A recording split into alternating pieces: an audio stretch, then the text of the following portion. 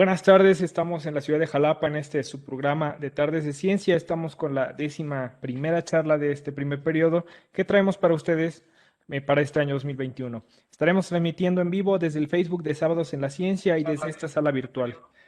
Les damos saludos afectuosos la doctora Gladys Yáñez y un servidor Rodrigo López, quienes estaremos atendiendo las preguntas que nos vayan llegando. Gladys desde el Facebook y un servidor desde esta sala de Tardes de Ciencia. Para ver y escuchar correctamente la charla, les sugerimos que mantengan apagadas sus cámaras, deben estar en rojo. Si ustedes quieren decirnos algo, por favor, levanten la mano en el panel de participantes y con mucho gusto les daremos la voz o pueden dejarnos sus preguntas a través del chat. Después de la charla virtual tendremos 5 minutos para hacer una pausa para la salud con personal del SAISUB, quienes nos apoyarán con esta dinámica tan importante hoy en día que estamos en nuestras casas y en nuestras oficinas y pasamos gran parte de tiempo en línea. Ahora nos vamos en directo con el doctor Ángel Trigo Orlando, director general de investigaciones, quien hará la presentación de nuestro ponente de hoy. Adelante. Hola, ¿qué tal, Rodrigo? ¿Qué tal, Gladys? Muy buenas tardes a todos. Les saluda Ángel Trigos, director general de investigaciones de la Universidad Veracruzana. Me da mucho gusto estar de vuelta con ustedes en su programa Tardes de Ciencia, que como todos ustedes lo organiza la Universidad Veracruzana a través de la Dirección General de Investigaciones y la Academia Mexicana de Ciencias. El tema del día de hoy será partería, a propósito de la película Fragmentos de una mujer, que nos la compartirá Brenda García Pérez de la Facultad de Medicina de la Universidad Veracruzana, quien se encuentra entre nosotros en pantalla. La verdad, me sorprende el currículum de Sandra, de Brenda, perdón, porque es una joven estudiante de medicina que se encuentra cursando el quinto semestre aquí en Jalapa, en nuestra querida Universidad Veracruzana. Su interés por la ciencia la llevó a estudiar medicina. Ha realizado 2 estancias de investigación en el Laboratorio de Patogenicidad Bacteriana en la Universidad Nacional Autónoma de México.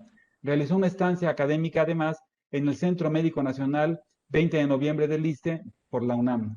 Fue ganadora del 5º Concurso Nacional de Carteles Científicos de la Asociación Mexicana de Médicos en Formación, logrando publicar su artículo de revisión Síndrome Metabólico, y ha impartido charlas sobre educación en salud, de su educación en salud en su lugar de origen.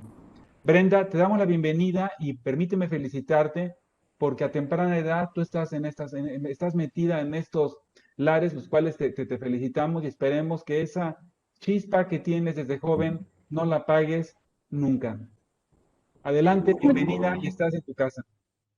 Muchas gracias por la presentación. Mi nombre es Brenda García Pérez, soy de la Facultad de Medicina Jalapa, UV, y estoy en 10º semestre, en 5º año. Y esta tarde les voy a hablar del tema partería, a propósito de la película Fragmentos de una mujer. Si tuvieron la oportunidad de ver la película antes de la charla, y bueno, si no, diré como que un resumen pequeño de la película. Vemos a Marta, que es la protagonista de la película, que está del lado derecho, y ella está casada, embarazada, tiene su parto, decide tener su parto en casa. Entonces, yo cuando vi la película, por ejemplo, con mis papás, pues se les hizo muy raro que en Estados Unidos, siendo un país de primer nivel, una mujer de clase media tuviera su parto en casa con una partera. Y entonces para las personas que pues no están muy interesadas en el tema, que no siguen tanto este tema, por ejemplo, pues sí se les puede hacer muy raro que una mujer en estas condiciones, en esta clase social, tenga su parto en casa con una partera. Y aquí pues la película nos da como que este pivote para hablar de un movimiento social importante, que es el de las parteras en zonas urbanas. Si ustedes piensan cuando hablamos de tener un parto en un hospital, entonces pues van a ver más o menos según las experiencias que les puedan contar sus madres, abuelas, o ustedes mismas, si hay mujeres que están escuchando esto y hayan tenido su parto en un hospital, quizá hayan vivido algunas cosas que vamos a poder ver en este corto. Lo voy a poner.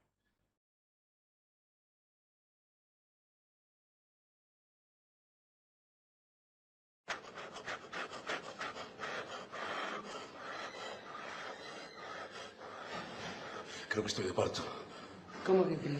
¿Está de parto o no está de parto? No sé, yo creo que sí. Hola. ¡Au! ¿Y eso? A ver, ¿flexionas un poquito las rodillas? Ah, sí. Muy bien. Me llamo Luis. Muy bien, cielo. Ahora le vamos a afeitar y le vamos a poner esto para que haga caca. Si no le importa. Espera, ¿me puedo levantar un poquito? Me incómodo así. ¿No ves que estás todo enchufado, hombre? ¿A dónde vas a ir? Mi mujer puede volver ya. Ahora te roto la bolsa, ¿eh? A partir de ahora ya coser y cantar. Venga. Si esto es por tu bien, hombre.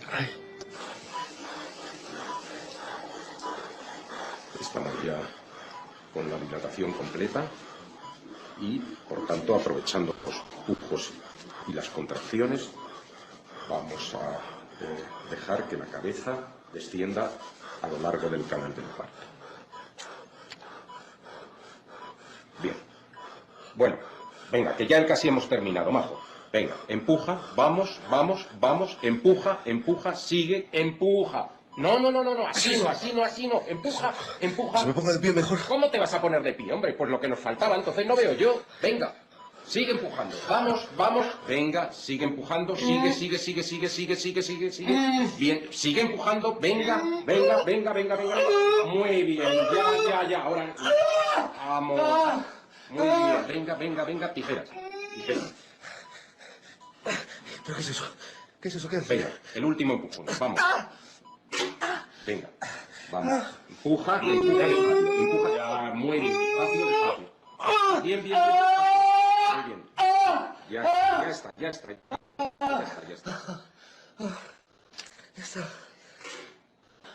Es un niño. Puedo verlo. Está bien, está muy bien. ¿Dónde está? ¿Por qué no llora?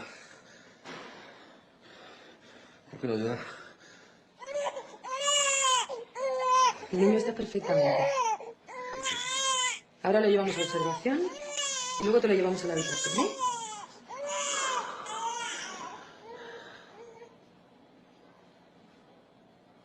Y bueno, esta directora es un corto producido por una directora de cine española, es actriz y directora. Ella tuvo 3 partos, los 2 primeros fueron atendidos en hospital y el tercero, pues, como en contra de, al no encontrar como en el sistema de salud la atención que ella quería, decide tener el tercer parto en casa con una partera. Y este film fue como inspirado en la experiencia durante su primer parto. Si ustedes le han preguntado a otras mujeres que han sido atendidas en el sistema de salud, ya sea público o privado, porque esto es algo ajeno, a veces incluso a los institutos, pues quizá hayan tenido hayan sufrido alguna de estas acciones, desde la emisión de información, el que invaliden lo que está sintiendo. Entonces, fue algo que quiso representar ella para hacerlo como más irónico con un hombre. Y bueno, al final vamos a hablar un poco más extenso de violencia obstétrica, pero esto, pues, este contraste entre la partería, el que una mujer esté teniendo un parto en casa, es una respuesta en cierta manera al servicio que se dio por muchos años en el sistema de salud. Entonces, para empezar, quiero compartir una frase que encontré en un libro que se llama Brujas, Parteras y Enfermeras. Les recomiendo muchísimo, está muy corto, que dice: las mujeres siempre han sido sanadoras. Ellas fueron las primeras médicas y anatomistas de la historia occidental. Sabían procurar abortos y actuaban como enfermeras y consejeras. Las mujeres fueron las primeras farmacólogas, con sus cultivos de hierbas medicinales, los secretos de cuyo uso se transmitían de unas a otras, y fueron también parteras que iban de casa en casa y de pueblo en pueblo. Durante siglos, las mujeres fueron médicas sin título, excluidas del y de la ciencia oficial. Se transmitían sus experiencias entre vecinas o de madre a hija. La gente del pueblo las llamaba mujeres sabias, aunque para las autoridades eran brujas o charlatanas. La medicina forma parte de nuestra herencia de mujeres, pertenece a nuestra historia, es nuestro legado ancestral. Y entonces, ¿cómo podemos compaginar esta tradición ancestral con la ciencia médica actual? Hice un esquema muy representativo, así muy gráfico visualmente, donde quise poner como todo lo que debe de saber un médico en cuanto a conocimiento tanto práctico como teórico en cuanto a atención al paciente en este círculo que está como de color beige. Puse como los colores más claritos hablando del nivel de profundidad, en tonos más claros un poco menos conocimiento y más oscuros más conocimiento sobre ese tema. Pero a final de cuentas, como en medicina general, bueno, son muchísimos conocimientos los que se tienen que abarcar. Sin embargo, la profundidad de cada uno de estos no es tanta. Por eso hay médicos, médicas que se especializan en algunas áreas de la medicina y entonces su nivel de conocimiento en esa área, digamos que se reduce pensando en todo lo que hay que saber como médicos generales, pero en esa área pues es mucho más profundo, más específico, ¿no? Entonces, estas son como las primeras, como las 4 principales ramas de la medicina. La medicina interna, cirugía, ginecología y obstetricia y pediatría. De cada una de estas hay todavía más subespecialidades. Esto implica más años de estudio, ¿no? Y, por ejemplo, en pediatría, si una doctora sale de medicina general, hace pediatría y luego quiere especializarse en los bebés de los primeros 28 días de vida, perdón, entonces estudia neonatología, se subespecializa en eso. Y si por este lado de la ginecología y obstetricia, no sé, quiere dedicarse este ginecóloga, a la resección de tumores de ovario o a la resección de miomas o a quitar el útero. Entonces hace una subespecialidad en eso. Y en este puntito puse como, aunque no entra dentro de la formación de medicina, hablemos en un contexto oficial, sí entra dentro de los conocimientos que están en la medicina. Y en este puntito negro, aunque es pequeño, muy profundo, en cuanto a color, lo quise delimitar para el quehacer de las parteras, porque tiene como esta relación en cuanto a la atención del pequeño que nace y el seguimiento de la mujer.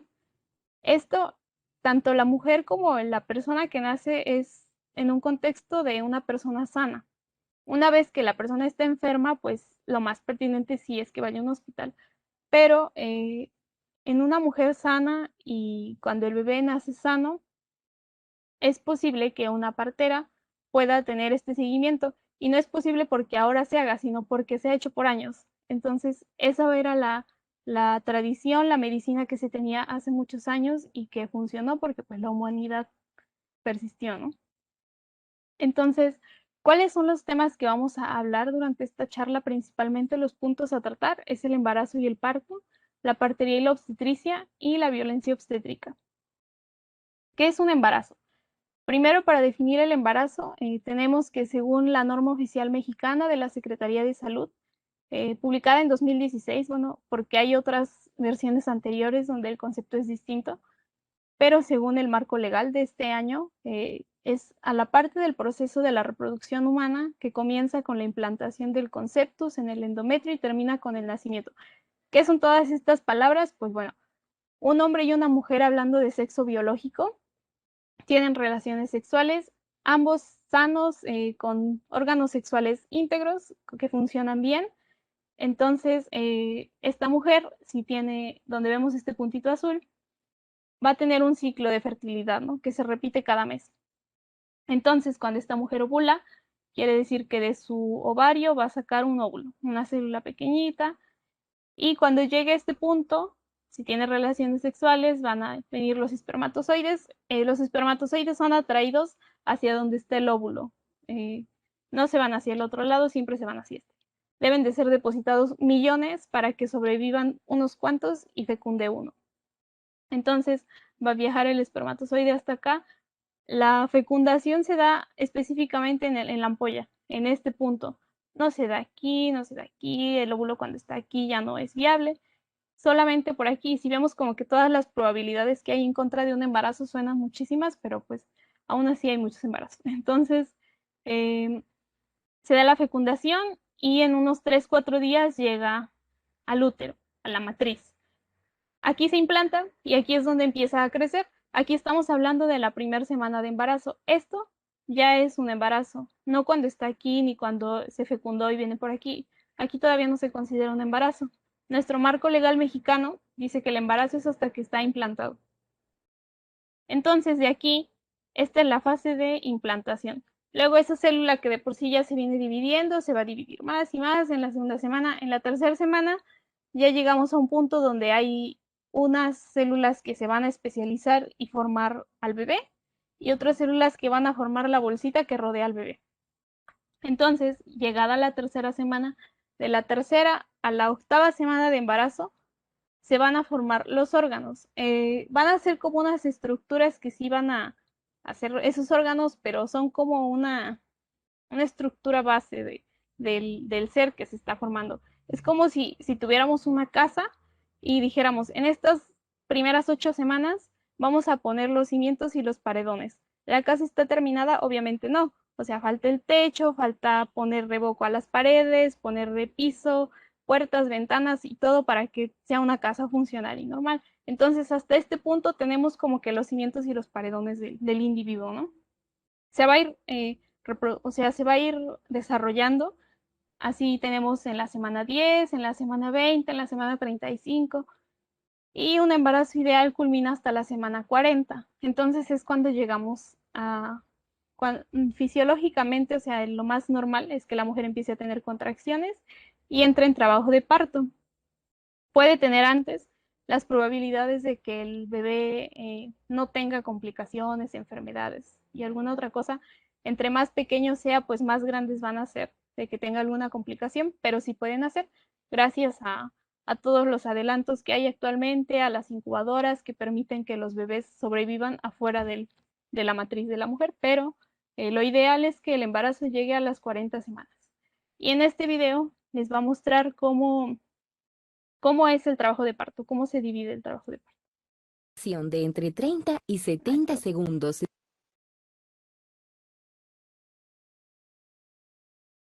El trabajo de parto tiene 3 etapas. En la primera etapa del trabajo de parto, el cuerpo se prepara para dar a luz. Hay 2 fases, temprana y activa. El trabajo de parto temprano puede durar de horas a días. Las madres primerizas pueden pasar más tiempo en esta fase. El cuello uterino o la apertura del útero empieza a suavizarse, borrarse o desaparecer, y a dilatarse o abrirse. Los cambios cervicales son necesarios para que el bebé pueda pasar a través de él. Usualmente, la fuente se rompe durante la primera etapa del trabajo de parto. Las contracciones o el apretamiento del útero se vuelven fuertes y regulares. En general, la mujer tendrá una contracción de entre 30 y 70 segundos de duración cada 5 a 20 minutos. También puede tener un flujo vaginal fibroso y sangriento que en inglés se conoce como bloody show. Esto se considera normal. El trabajo de parto activo ocurre cuando el cuello uterino empieza a dilatarse más rápido. Las contracciones se hacen más fuertes, duran más y ocurren con más frecuencia. El cuello uterino continúa abriéndose más hasta llegar a un ancho de aproximadamente 10 centímetros. Luego, se puede empezar a pujar. En la segunda etapa del trabajo de parto, nace el niño. Un proveedor de cuidado de la salud usualmente anima a la mujer a que puje para ayudar a que el bebé baje por la vagina. Puede ser que puje por minutos u horas. Una vez que la cabeza del bebé empieza a salir, lo que se llama coronamiento o aparición de la cabeza, el proveedor ayuda a que el resto del bebé salga. El parto finaliza cuando el bebé está completamente fuera de la vagina. Luego, el proveedor corta y le pone una pinza al cordón umbilical que conectaba a la mamá y al bebé durante el embarazo. La última etapa del trabajo de parto involucra el desprendimiento de la placenta o las secundinas. Durante el embarazo, la placenta proporciona alimento y oxígeno al feto. Una vez que se corta el cordón umbilical, la placenta tiene que salir. Las contracciones suelen comenzar de 5 a 10 minutos después del nacimiento del bebé. Durante este tiempo, la placenta se desprende del útero. Un proveedor puede animar a la mujer a que puje como lo hizo para que naciera el bebé. Después de 5 a 30 minutos, la placenta sale completamente de la vagina. Entonces, el proceso está completo. En este video es proporcionado por un Instituto de Salud de Estados Unidos. Entonces, en primera vemos a la mujer acostada y como incluso nos indica como las partes en las que el personal de salud va interviniendo. Entonces, este es un modelo en un parto atendido dentro de una institución de salud. Si nos vamos a la historia, ¿cómo se atendían las mujeres hace años, antes de que existieran los hospitales, antes de que existieran los médicos? Pues esta es una actividad que empezó donde mujeres acompañaban a mujeres a tener a sus bebés. Y empezó cuando la humanidad empezó a ser sedentaria. Una vez que empezaron a establecer sus casas, empezó esta práctica, mujeres acompañando mujeres. Y esas mismas mujeres también empezaban a tener como a experimentar con hierbas medicinales y empezar a hacer algunas otras prácticas en esta como intención de sanación. Del lado izquierdo vemos una partera famosa en Roma, que incluso esta figura está grabada en su tumba. Y del lado derecho es una figura de Perú. Y estas son diosas, del lado izquierdo una diosa azteca y del lado derecho es una diosa de la región andina. Si vemos la posición en la que representan el parto de esos años, es en posiciones verticales. Primero veíamos a unas mujeres sentadas y aquí vemos a mujeres en cuclillas. También ocupaban, podía ser en rodillas, o sea, de rodillas, en cuclillas, sentadas, y eso era como lo más normal. ¿En qué momento, en qué momento empezaron a aparecer los hombres en esta práctica? ¿Y cuándo fue que se dijo que las mujeres tenían que estar acostadas para tener un parto?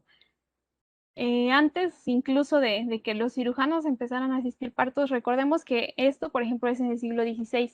La primera facultad de medicina, así como facultad como las conocemos ahora, o un intento de lo que conocemos ahora, fue en el siglo IX, en Salerno, Italia. Es la primera facultad de medicina en el mundo.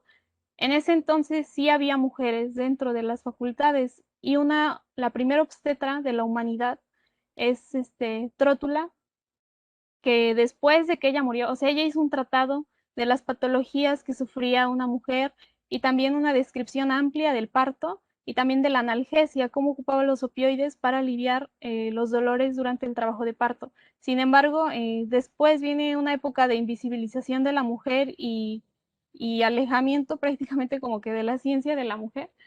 Y por años se dijo que esos trabajos fueron escritos por un tal Trótulo, no por Trótula. Hasta después se recuperó y se llegó a saber que fue una mujer. Y entonces sabemos actualmente que fue la primera obstetra de la humanidad.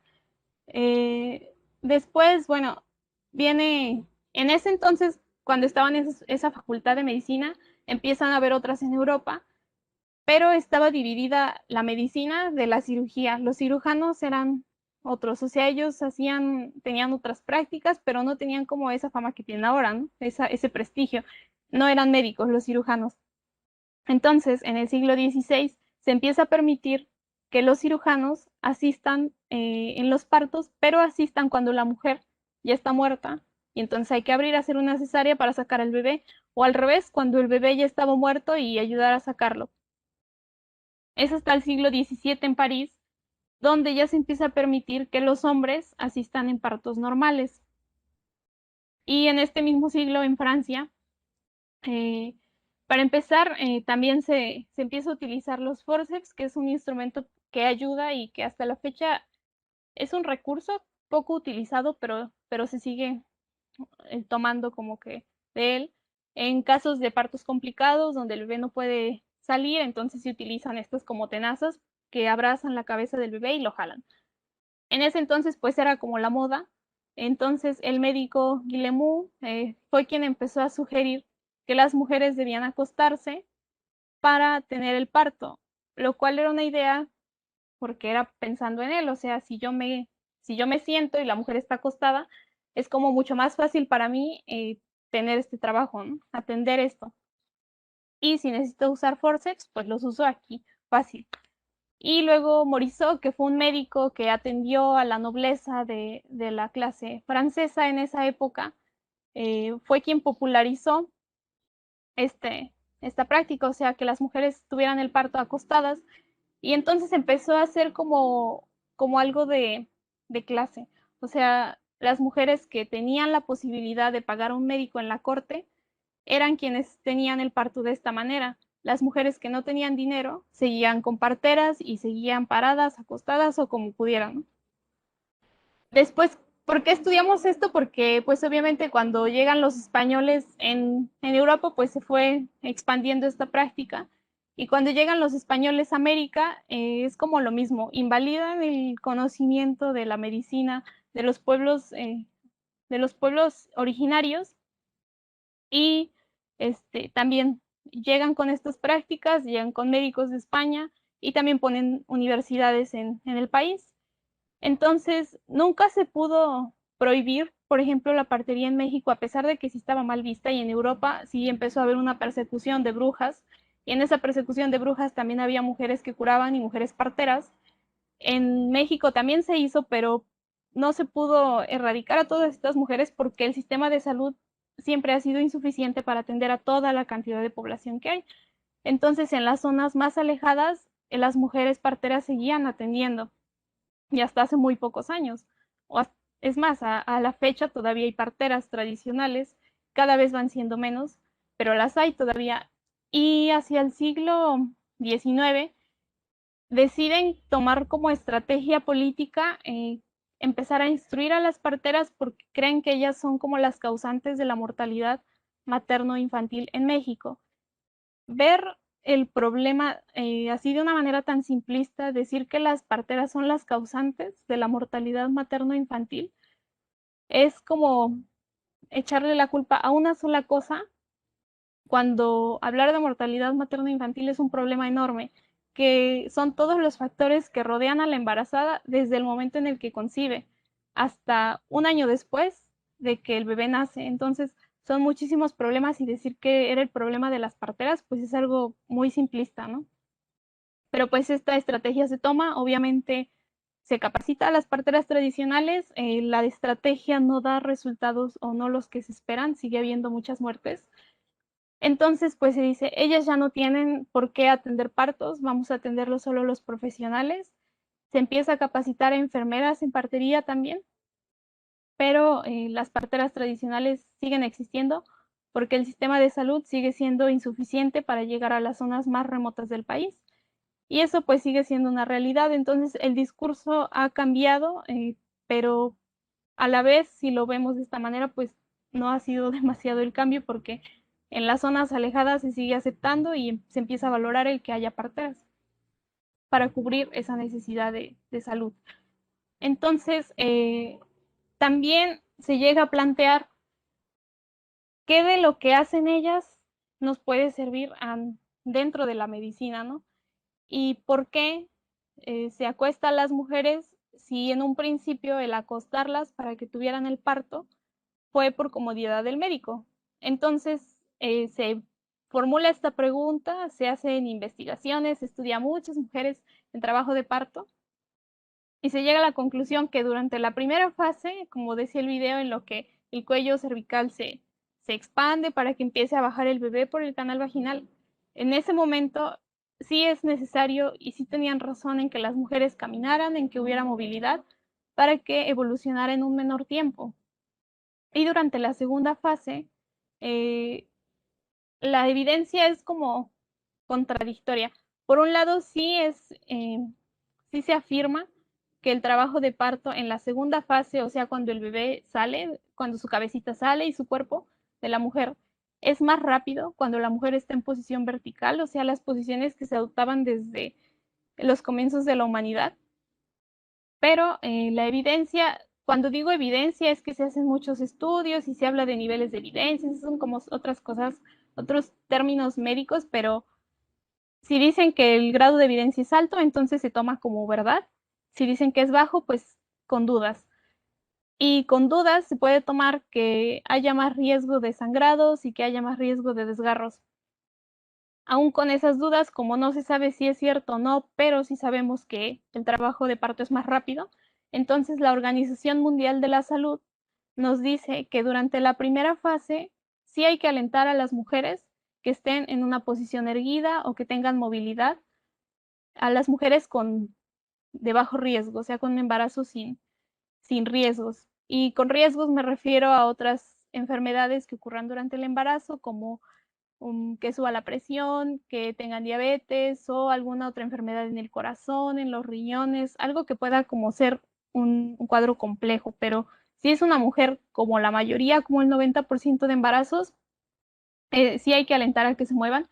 Y durante la segunda parte, aquí es claro, o sea, la Organización Mundial de la Salud dice, se recomienda alentar la posición para dar a luz que sea de su elección. Entonces, deben de respetar que si la mujer se quiere poner de pie, si se quiere hincar, si se quiere sentar, si quiere tener el parto en vertical, se debe de respetar. Sin embargo, aunque dentro del concepto de violencia obstétrica se incluye el que la mujer sea obligada a parir en posición horizontal, a veces también entramos como en ese terreno difícil donde qué recursos tenemos en la institución para poder permitir que la mujer se mueva y haga todo lo que quiera prácticamente durante su parto, si está acostada en una camita donde si se mueve se vaya a caer y todo eso. Sin embargo, pues quizá si, si también se nos capacitara con el conocimiento que tienen las mujeres que se han dedicado a esto por años, que ellas tienen práctica en atender partos verticales y de diferentes maneras, quizá sí podríamos atenderlos con los recursos, aún con la deficiencia de recursos que hay dentro de las instituciones. Y ahora regresando, retomando este concepto de violencia obstétrica y que por eso inicié la charla con el video, vamos a llamar violencia obstétrica según la Ley General de Acceso de las Mujeres a una Vida Libre de Violencia. La violencia obstétrica que apenas se agregó a esta ley en 2019 va a ser toda omisión o actos del personal de salud que denigren, lastimen o causen la muerte de la mujer durante el embarazo, parto y puerperio. Puerperio es desde que nace el bebé hasta un año después. Entonces, todas las acciones u omisiones, vamos a dividir a la violencia obstétrica en psicológica y física. La psicológica van a ser todos esos gritos, humillaciones, que te ignoren, que invaliden lo que estás sintiendo, y todas esas se veían en el video. Desde el momento en el que llegaba y decía, creo que estoy de parto, y la enfermera, ¿cómo que estás de parto? ¿Estás de parto o no estás de parto, no?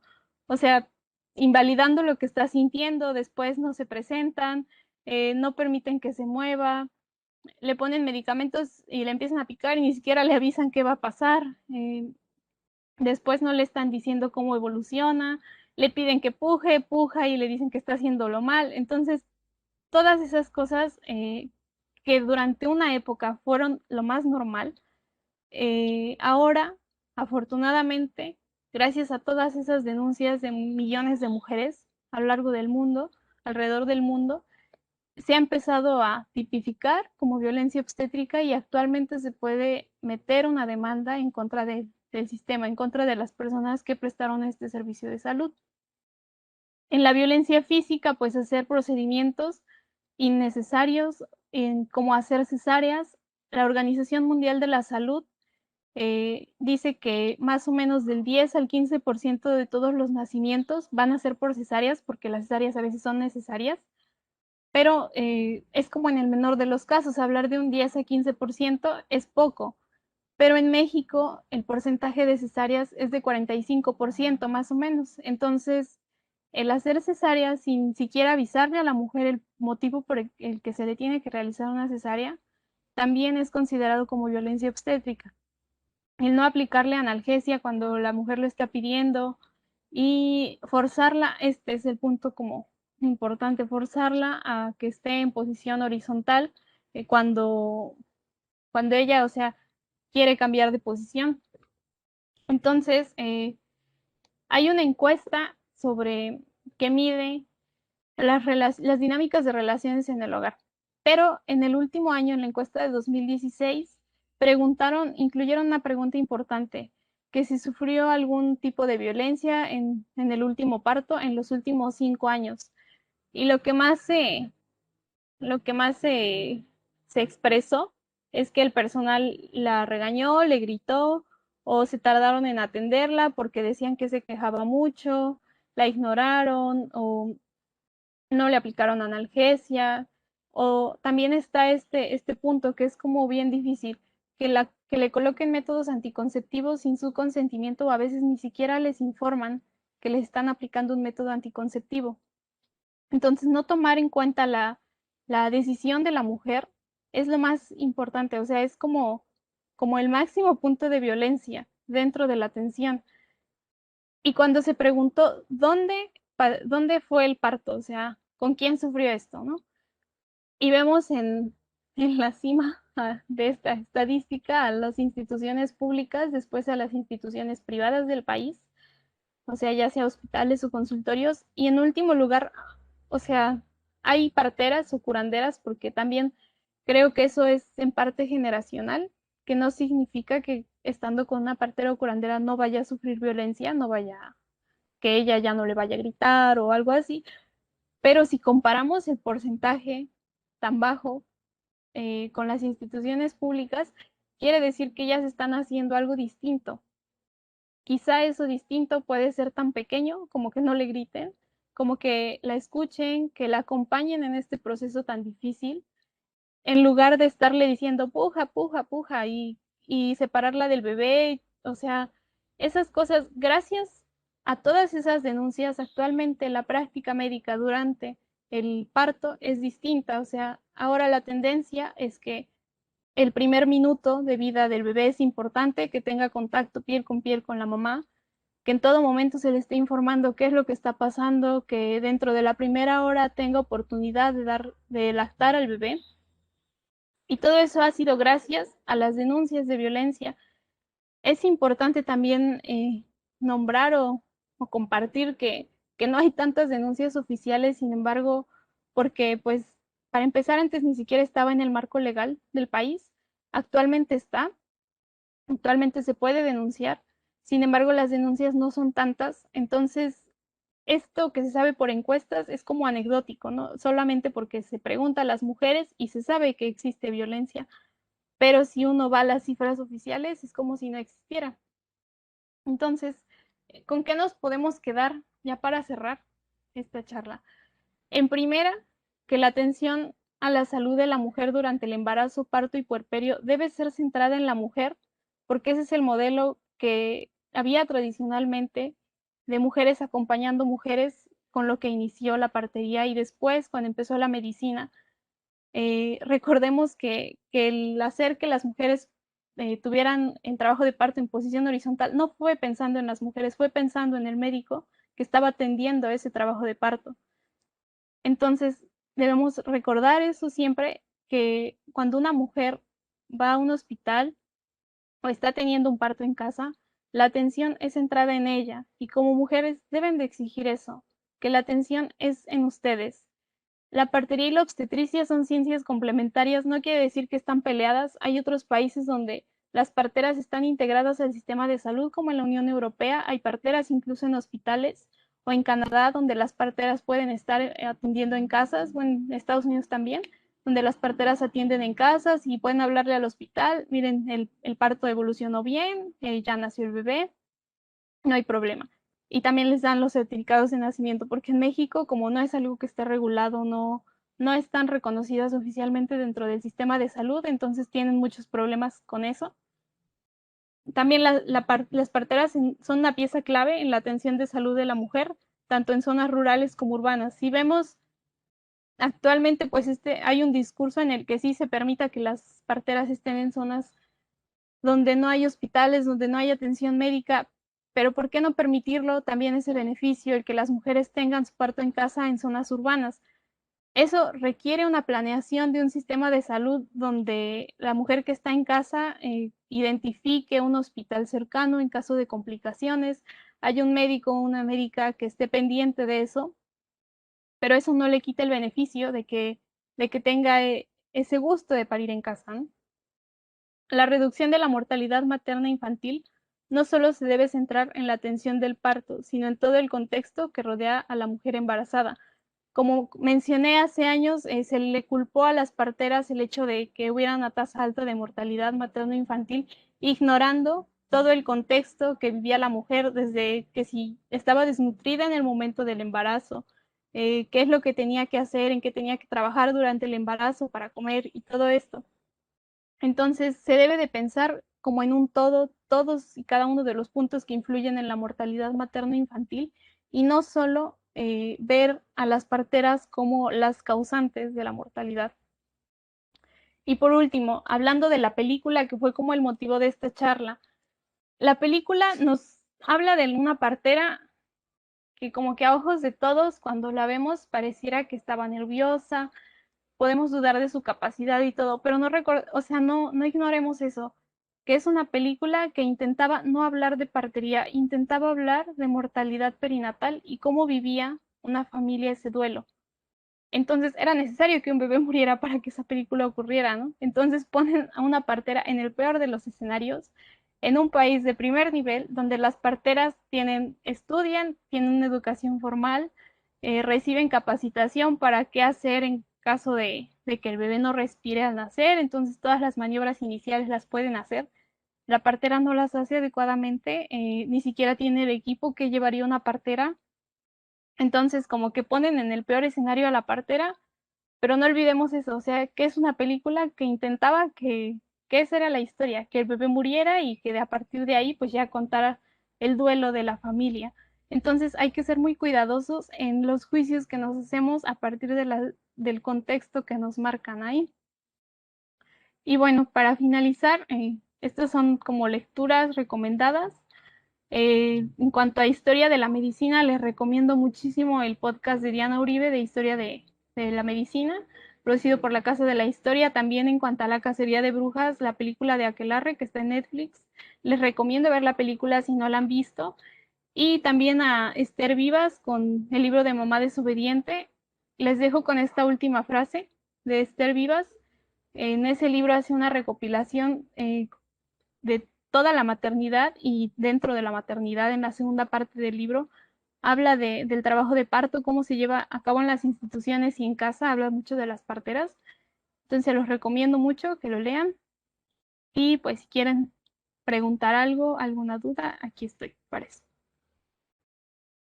Muchas gracias, Brenda, por tu charla. Y bueno, antes de entrar a la ronda de preguntas y respuestas, vamos a hacer una pausa para salud de 5 minutos a cargo de José Ramón Cortés Martínez, educador de salud del SAISUB, quien les invitamos que participe desde sus casas. Y bueno, le damos chance a Ronis, si puedes habilitar tu micrófono y tu cámara para hacer los 5 minutos. En un momento regresamos. Adelante, Ronis. Perfecto. Buenas tardes, Rodrigo. Gracias por la invitación. Bueno, buenas tardes a todos. Vamos a hacer, para quienes gusten, una pequeña pausa para la salud, un poquito de movimiento. Bien, nos ponemos de pie y vamos a iniciar un poquito a trabajar los hombros. Vamos a hacerlo hacia arriba y hacia abajo 8 veces. ¿Listos? 1, 2, 3, 4, 5, 6, 7, en el 8 nos quedamos arriba. 8, 1, 2, 3, 4, 5, 6, 7. Bajamos los hombros. Ahora vamos a protraer las escápulas y llevarlos hacia atrás. ¿Listos? Comenzamos. 1, 2, 3, 4, 5, 6, 7. 8, nos quedamos atrás. 1, 2, 3, 4, 5, 6, 7, regresamos los hombros. Ahora vamos a llevarlos hacia el frente, vamos a protraer, comenzamos.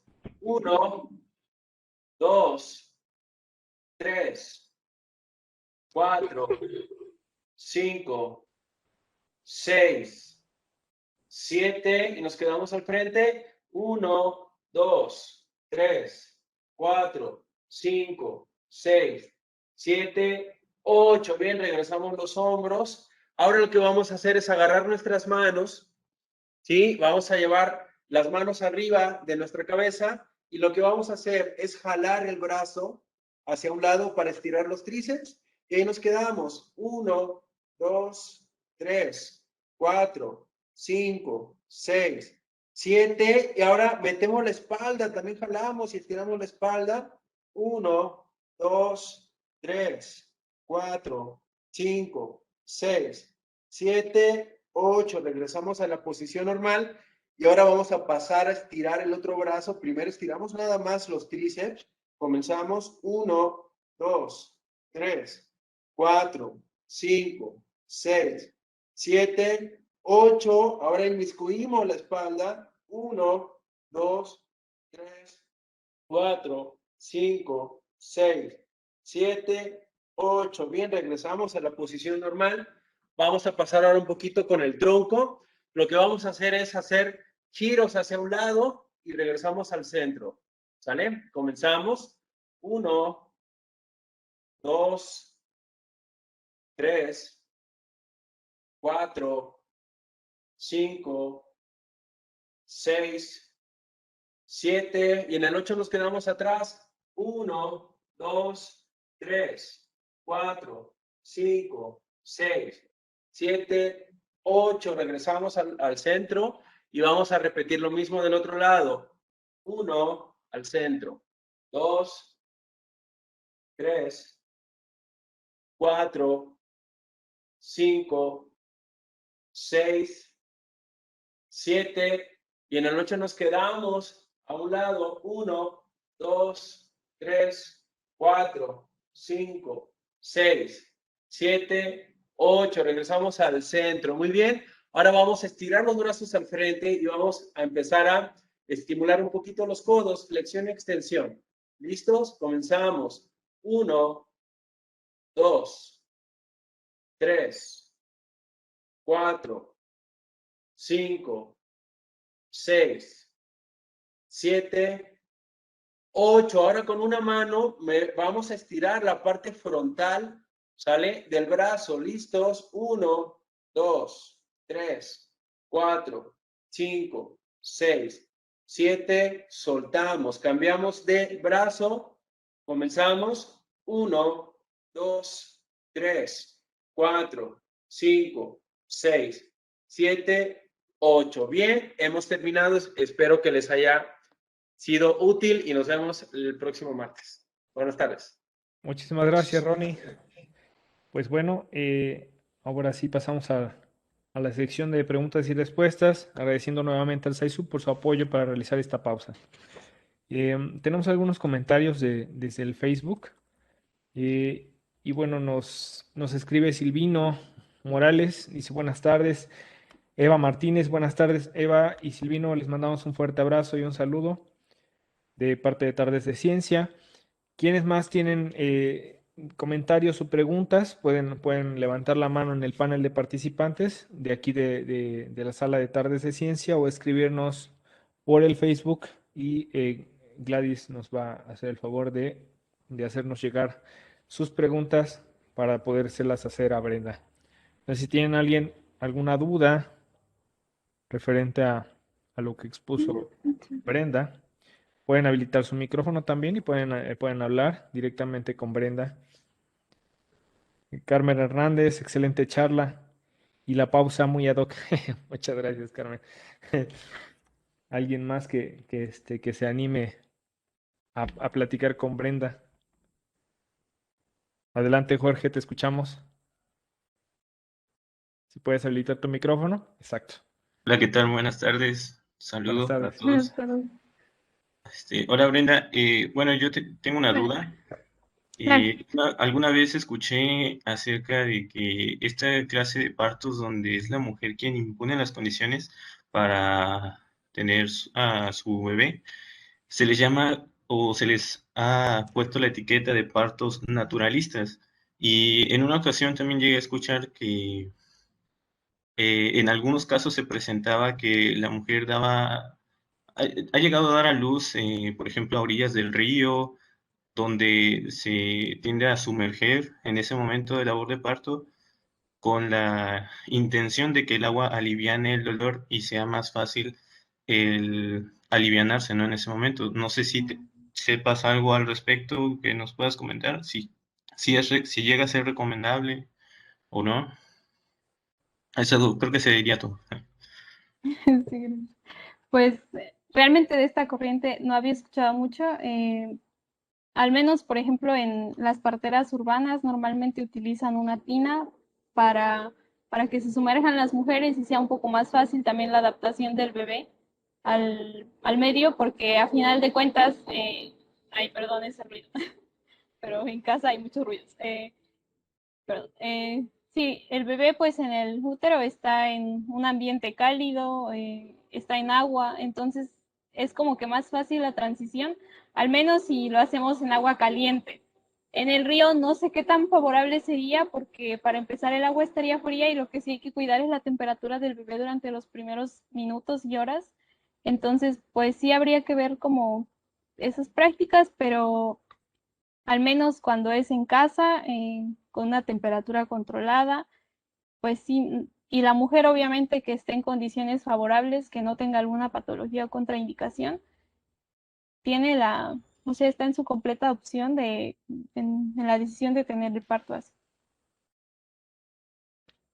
Y también, o sea, hay otra cosa que durante la pandemia, por ejemplo, hubo muchas mujeres que no querían ir a los hospitales por miedo al contagio y entonces empezaron a recurrir a parteras.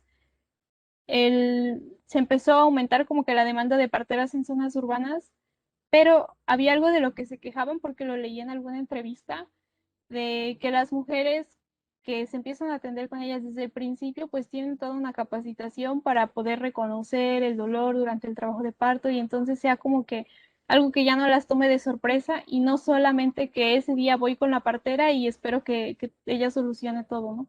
Hay que tomar como que cierto papel activo y responsabilidad para decidir tener el trabajo de parto así. No sé si contesté tu pregunta. Gracias. Perfecto. Bueno, tenemos también otra mano alzada. Enrique Pasos, si quieres habilitar tu micrófono, adelante. Hola Brenda, disculpa, ¿también puede existir violencia obstétrica de parte de la familia de la madre de la paciente? No está catalogada como violencia obstétrica porque si vemos la definición es ejercida por el personal de salud, quien está brindando el servicio. De que puede haber violencia en la familia, puede haber, o sea, pero ese es como que entra en otro ámbito, no dentro de la violencia obstétrica. De la violencia obstétrica se enfoca a la prestación de servicios de salud por parte del personal. Gracias. Perfecto, Brenda. Bueno, muchísimas gracias, Enrique y Jorge, por las preguntas. Tenemos también un comentario desde Facebook, dice Eric Paredes. Tengo la experiencia vívida y contada por mi madre. Por un lado, un parto atendido por una partera. En su momento fue el nacimiento de mi hermano mayor. Y por otro lado, mi nacimiento en una institución pública. Lo que comentó la doctora Brenda, esto está totalmente atinado en cuanto a la diferencia de atención. Excelente charla. Muchas gracias, Eri. Y sí, pues Adelante.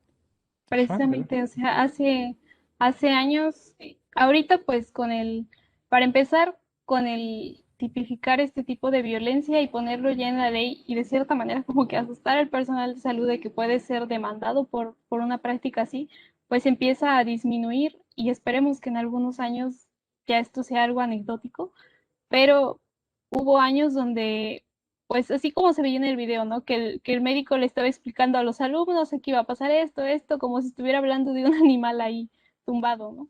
Entonces, el hecho de haber deshumanizado tanto esa práctica, pues esperamos que con estas nuevas iniciativas y también hay muchas personas dentro del personal de salud que quizá no hacen este tipo de charlas y todo, pero sí todos los días durante su práctica médica deciden no ejercer violencia y entonces escuchar a las mujeres y acompañarlas y ese simple acto, o sea, de decidir no violentar, eso ya es revolucionario, ¿no? En un sistema en el que quizás sus maestros les enseñaron a que podían hacer lo que ellos quisieran.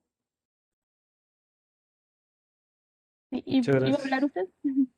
usted? Sí, nada más para comentarles que, bueno, aquí en la sala de tardes les vamos a aplicar un pequeño sondeo. Quienes quieran participar, se los acabamos de aplicar para que puedan contestarlo. Alguien más que quisiera participar con Brenda, podemos irlos escuchando mientras van haciendo el seno. Javier, ¿quieres platicar con Brenda, Javier? De aquí de la sala de tardes de ciencia. Si quieres habilitar tu micrófono directamente. Creo que no. Veremos a checar. De todas maneras, manda un comentario y dice, una buena charla sobre un tema interesante y relevante. Muchas gracias, doctora Brenda. Gracias. Gracias por el comentario. Vamos a preguntarle a Gladys si hay algún otro comentario en el Facebook. Sí, hay otro comentario. Dice Carly Quintero, gracias por compartir esta información desde la perspectiva de la medicina humana. Y un corazoncito. Gracias por ver, Cari. ¿Quién más quisiera participar? Si tienen alguna duda, con mucho gusto. Tenemos también otro comentario desde Facebook. Mau GR dice, una felicitación a nuestra hija Brenda de parte de sus padres. Perfecto. Muchas gracias por verlo. ¿Quieren participar Carmen Hernández Cruz de aquí de la sala de tardes de ciencia? Adelante, puedes habilitar tu micrófono. Buenas tardes, Brenda. Quiero felicitarte por el tema. Realmente fue para mí muy interesante estar aquí. Aquí están mis alumnos de la clínica de materno infantil. Este tema de la violencia obstétrica lo hemos llevado en la Facultad de Enfermería a pie de juntillas con la Ley General a una vida libre de violencias, con la norma 046 y con bitácoras que ellos en otros momentos, cuando no estaban en pandemia, hacían y observaban y hacían sus propios juicios. Sin embargo, bueno, la violencia obstétrica no está generada solamente por el personal de salud que está en contacto, ¿no? Empieza desde la recepción de la paciente, cómo la tratan, cómo la denominan, cuando todos llegan al momento del parto. Es aquí donde nosotros le comentamos a las estudiantes que el empoderamiento del conocimiento, el empoderamiento de esta nueva forma de ver las cosas, que no es nada más que regresar a un buen trato, a un trato digno, al trato que quisiéramos y esperamos todas tener en un momento dado, pues nos hace ser empáticas con esta mujer que está postrada en la cama, que está imposibilitada de levantarse por la presión que hacen encima de ella, ¿no? No porque ella no quisiera, sino por la presión que hay todos. Esto de que vamos a darle las maniobras de Cristel, eso que vamos a echarles montón, eso que vamos a tomarle un brazo y ponerle la venoclisis, tomarle el otro brazo y sacarle la muestra, o sea, todo eso implica violencia. Muchas gracias por invitarnos al doctor Marañón a esta plática y creo que para mis estudiantes fue muy, muy interesante. Felicidades. Muchísimas gracias a usted por verla. Muchísimas gracias, Carmen Hernández, por su comentario. Y tenemos también otro comentario desde el Facebook. Nos avisa Gladys que Lisa Shesit Dávila Orozco dice: muy buena charla, gracias por compartir una perspectiva de la medicina, que es un tema muy importante. Gracias, Lisa, por verlo. No sé si alguien más de parte de aquí de la sala quisiera participar. ¿Alguna otra pregunta? Gladys, ¿tenemos alguna otra pregunta en Facebook? Tenemos a Lorena Did desde el Facebook, dice: excelente plática. ¿Existe alguna institución donde se pueda realizar la denuncia por violencia de obstetricia? Existe el órgano, la CONAMED, que es donde se puede denunciar la práctica médica indebida, y también obviamente en el instituto donde fue llevada a cabo también se puede poner una denuncia. Gracias, Brenda, y gracias, Lorena, por la pregunta, que sí, efectivamente es una buena pregunta. A veces no sabemos con quién dirigirnos, ¿no? Y con quién hacer ese tipo de denuncias. ¿Alguien más quisiera compartirnos algo más? Gladys, ¿tenemos alguna otra pregunta por Facebook? Vamos a esperar un momentito.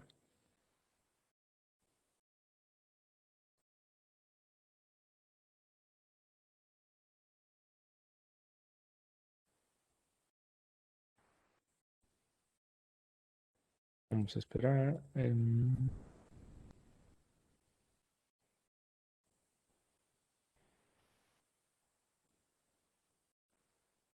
Todo claro en el Facebook, perfecto, Gladys. Pues creo que también aquí en la sala está claro. Eh, no sé si quieran de una vez, Brenda, compartirnos algún pensamiento, alguna conclusión, para poder hacer el cierre de la charla. Sí, bueno, pues por último, solamente quiero finalizar que para el público general, tanto para las mujeres que nos están oyendo, que hayan tenido un parto o que vayan a ser atendidas próximamente o que en algún momento piensen embarazarse, que la información creo que es el primer paso para poder exigir nuestros derechos. No se tendría que exigir lo que por natural se nos tiene que dar, pero pues bueno, a veces así hay que hacerlo. Entonces, en primero las invito a estar informadas, las invito también a platicar con otras mujeres sobre la experiencia que han tenido, aprender de ello, y también quisiera que tomaran conciencia en las personas que estamos viéndolo como que de este lado de la medicina, que sean muy críticas en todo lo que están haciendo día a día en la práctica médica, cómo están haciendo sentir a los pacientes. Eh, Ellos tienen derechos, están pasando por un momento difícil como para que nosotros lo hagamos más difícil. Y también las mujeres que vienen, que recibimos, por ejemplo, en un hospital de casa, que estaban atendiéndose con una partera y que se complicó, pues para eso estamos. Mi maestro de obstetricia lo decía, uno no tiene que llegar a regañar a la paciente que viene por alguna complicación. Si viene aquí es porque necesita de nosotros y nosotros estudiamos precisamente cómo atender a una mujer en un estado complicado. No necesitamos poner a sermonearnos a ella. Entonces simplemente limitarnos a hacer lo que nos toca, no discriminar a alguien que tomó una decisión de atender el parto en casa. Formar redes de apoyo. Actualmente las parteras pues no están consideradas dentro del sistema de salud. Esperemos que en un futuro lo estén. Y pues ya por último, solamente agradecer la invitación, bueno, el que me hayan permitido dar esta charla, a Gladys Yáñez y Rodrigo López de Tardes de Ciencia. Agradecer a las personas que se conectaron y a las personas que vayan a ver esto de manera sincrónica. También a todos los que me han inspirado en este tema. Hay muchas mujeres que me han hablado de este tema de violencia obstétrica. Mi mamá, para empezar, cómo me cuenta de cómo vivió esto cuando yo nací, cuando nació mi hermano. Y pues nada, eso, muchas gracias a todos por seguir la charla, y también a Hanna, de la directora de la Casa de Partería, Morada Violeta, que me permitió platicar con ella y también me dio esta perspectiva de la película, que estaba, pues de cierta manera, apoyando a la discriminación a las parteras, porque pues a final de cuentas eso es lo que se ve, nos hace creer que la partera es quien tiene la culpa en la muerte del bebé. Muchas gracias. Gracias, Brenda. Tenemos dos comentarios más desde el Facebook. A Brandon García dice: felicidades, doctora Brenda, por esta charla tan enriquecedora. Y Miguel Arturo Ortiz Hernández: excelentes aportes, Brenda Pérez. En la escuela no llegamos a ver muchos de estos aspectos que son muy importantes para considerar durante la práctica médica. Pues Muchas gracias. creo que con eso agradecemos también al público de Tardes de Ciencia, ya sea en la sala virtual o en la sala de Facebook. Y bueno, pues con esto cerramos el día de hoy. A nombre de la Dirección General de Investigaciones de la Universidad Veracruzana, a la Academia Mexicana de Ciencias y a nuestros colaboradores, Difusión Cultural, a Comunicación Universitaria, al SAISUB, a Oliva Multimedios, a RTV y a Brenda García, por supuesto, quien estuvo con nosotros la tarde de ciencia de hoy. Les agradecemos habernos acompañado en esta charla. Les esperamos el día martes 18 de mayo con la charla Las matemáticas y su importancia en otras ciencias, que nos compartirá la doctora Brenda Lorena Avendaño Garrido de la Facultad de Matemáticas de la Universidad Veracruzana por este mismo enlace en punto de las 5 de la tarde. Y muchísimas gracias a todos. Que tengan excelente martes.